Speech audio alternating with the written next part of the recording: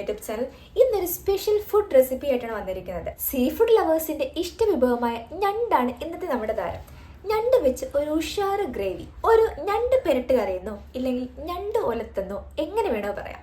അപ്പൊ നമുക്ക് ഞണ്ടിന്റെ റെസിപ്പിയിലേക്ക് പോലെ അതിന് മുന്നൊരു കാര്യം, നമ്മുടെ ചാനൽ ആദ്യമായിട്ടാണ് ആരെങ്കിലും കാണുന്നതെങ്കിൽ ഉറപ്പായി സബ്സ്ക്രൈബ് ചെയ്യുക. ചാനൽ ഒന്ന് വിസിറ്റ് ചെയ്തിട്ട് കുറച്ച് ഇൻട്രസ്റ്റിംഗ് ആയി തോന്നുവാണെങ്കിൽ ഒന്ന് സബ്സ്ക്രൈബ് ചെയ്യാൻ മറക്കരുത്.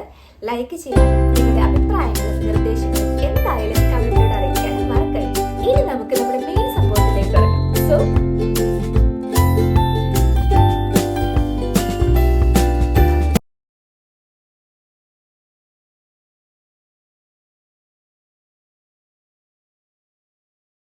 ഞണ്ട് കറി എങ്ങനെ ഉണ്ടായെന്നുള്ളതിൻ്റെ ബാക്ക് സ്റ്റോറിയാണ് നിങ്ങളീ കാണുന്നത്. ഈ വരുന്നതാണ് എൻ്റെ അമ്മായപ്പൻ. മത്സ്യബന്ധനമാണ് അപ്പച്ചൻ്റെ ജോലി. രാത്രിത്തെ പണിയെല്ലാം കഴിഞ്ഞ് ഉച്ചക്കത്തേക്കുള്ള ഫ്രഷ് കറിയായിട്ടുള്ള വരവാണ് നിങ്ങളീ കാണുന്നത്. അപ്പൻ എപ്പോൾ പണി കഴിഞ്ഞ് വന്നാലും മീനുണ്ടോ അപ്പാപ്പയെന്ന് ചോദിച്ച് ആദ്യം തന്നെ ചാടി ഇറങ്ങുന്നത് ആഞ്ചലീനയാണ്. അതുകൊണ്ട് തന്നെ മീനുള്ള ബക്കറ്റ് നേരെ ആഞ്ചലീനയുടെ കയ്യിലേക്കാണ് കൊടുക്കുന്നത്. ആളാണ് കൊണ്ട് അടുക്കളയിൽ കൊണ്ട് വെക്കുന്നത്. ദേ, ഇതാണ് ഇന്നത്തെ ബക്കറ്റിലുണ്ടായിരുന്ന സ്പെഷ്യൽ സാധനം, നമ്മുടെ ഫ്രഷ് ഞണ്ട്. പുള്ളിക്കാരന് അത്യാവശ്യം ജീവനൊക്കെ ഉണ്ടായിരുന്നു. അതുകൊണ്ട് തന്നെ പയ്യെ എടുത്ത് പൊക്കിയപ്പോൾ ആ ഇറുക്കുന്ന കാലം കൊണ്ട് ഇറുക്കാൻ വരുന്ന വരവ് കണ്ടപ്പോഴേ ഞാൻ പയ്യെ താഴത്തെ കിട്ടും. ഇന്ന് ഇവനെ തട്ടി സൈസാക്കണം. ഒരു സ്പെഷ്യൽ ഞണ്ട് ഗ്രേവി തന്നെ ആയാലോ ഇന്ന്. ഫ്രഷ് ഞണ്ടിന്റെ കറിക്ക് ടേസ്റ്റ് കൂടും. അപ്പം നമുക്ക് ഈ സ്പെഷ്യൽ ഞണ്ട് ഗ്രേവിയുടെ ഇൻഗ്രീഡിയൻസ് കണ്ടാലോ. സവാള 2 അത് അത്യാവശ്യം വലുത് തന്നെ ആയിക്കോട്ടെ. പിന്നെ പച്ചമുളക്, കറിവേപ്പില, പച്ചമുളക് എരിവിനനുസരിച്ച്, 3 അല്ലി വെളുത്തുള്ളി, 1 കഷ്ണം ഇഞ്ചി, ഒരു വലിയ തക്കാളി, ഇത് മസ്റ്റാണേ. പിന്നെ നമ്മുടെ മസാലാസ്, കുരുമുളക്, പട്ട, കറിയാമ്പ്, ഏലക്ക. ഇനിയാണ് നമ്മുടെ മെയിൻ താരത്തിൻ്റെ വരവ്. ആ ഒരു ഞണ്ടിനെ നമ്മൾ ക്ലീൻ ചെയ്ത് സെറ്റാക്കി വെച്ചിട്ടുണ്ട്. ഇനി ഇവനെ വേണം നമുക്ക് നല്ല തിക്ക് ഗ്രേവിയുള്ള ഞണ്ട് കറിയാക്കി മാറ്റാൻ.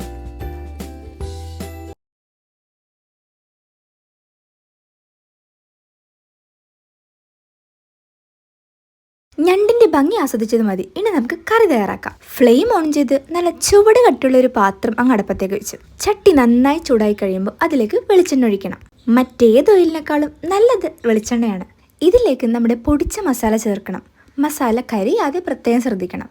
എണ്ണയിൽ കിടന്നുള്ള മസാലയുടെ ഒരു മൂത്ത മണം വരുമ്പോൾ ഇഞ്ചി വെളുത്തുള്ളി ചതച്ച് അങ്ങോട്ട് ചേർക്കുക.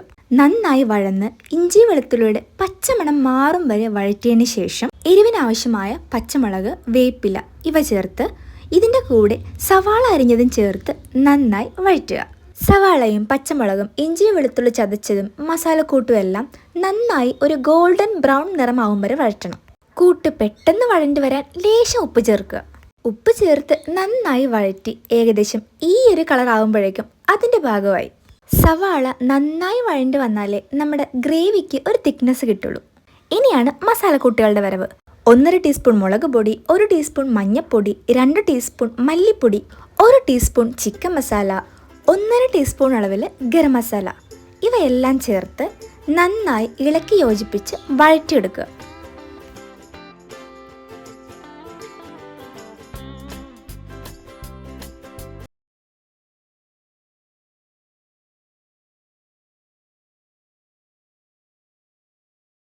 മസാല നന്നായി മൂത്ത് വരുമ്പോൾ അതിലേക്ക് അരിഞ്ഞു വെച്ച് തക്കാളി ചേർക്കുക. നമ്മുടെ ഈ ഒരു കറിക്കൂട്ടിൽ തക്കാളി നിർബന്ധമാണ്. കാരണം തക്കാളി കൂടി ചേർന്നാലേ ആ ഒരു തിക്കായിട്ടുള്ള ഗ്രേവി കിട്ടുള്ളൂ. എന്നാലല്ലേ സ്പെഷ്യൽ ഞണ്ട് ഗ്രേവി മസാലയാവുള്ളൂ. ഇതിലേക്ക് നമ്മുടെ ഗ്രേവിക്ക് ആവശ്യമായ ഇളം ചൂടുവെള്ളം ചേർക്കുക. വെള്ളം അധികമായി പോകരുത്. ഇളം ചൂടുവെള്ളം ആയതുകൊണ്ട് തന്നെ കറി പെട്ടെന്ന് തിളക്കും. നന്നായി വെട്ടിത്തിളച്ച് നല്ല ചാറ് പരുവത്തിലിരിക്കുമ്പോൾ ഈ സമയത്ത് കറിക്ക് ആവശ്യമായിട്ടുള്ള ഉപ്പ് ചേർക്കുക. അതുകൂടി ചേർത്ത് ഒന്ന് ഇളക്കി കൂട്ടിയാൽ പിന്നെ നമ്മുടെ മെയിൻ സാധനത്തിൻ്റെ വരവായി, ഞണ്ട്. ഇതിലേക്ക് ക്ലീൻ ചെയ്ത് വെച്ച ഞണ്ടങ്ങ് ചേർക്കുക. ഞണ്ട് ചേർത്തിട്ട് ഇളക്കുമ്പോൾ ഈ ഞണ്ടിൻ്റെ കഷ്ണങ്ങളൊന്നും പൊട്ടിപ്പോവാത്ത രീതിയിൽ വേണം ഇളക്കാൻ.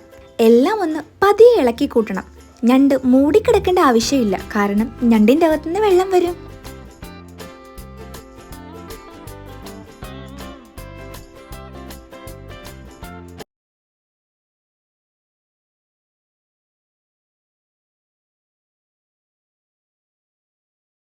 ഞണ്ട് ചേർത്ത് നന്നായി തിള വരുന്ന പാകമാകുമ്പോഴേക്കും അതങ്ങ് മൂടി വെച്ച് വേവിക്കുക. ഇന്ന് റെസ്റ്റിംഗ് ടൈം.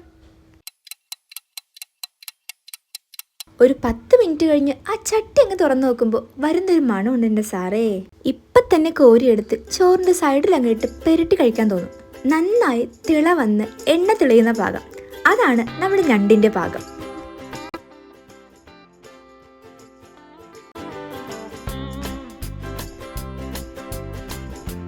അങ്ങനെ നമ്മുടെ ഞണ്ട് കറി റെഡിയായി. ഇനി സെർവിങ് ടൈം.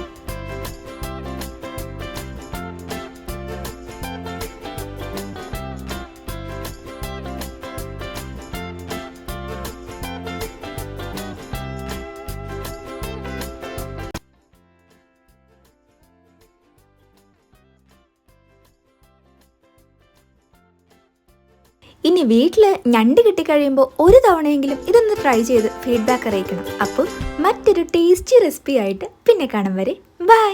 ലൈക്കിൻ്റെ സബ്സ്ക്രൈബിൻ്റെ കാര്യം മറക്കല്ലേ.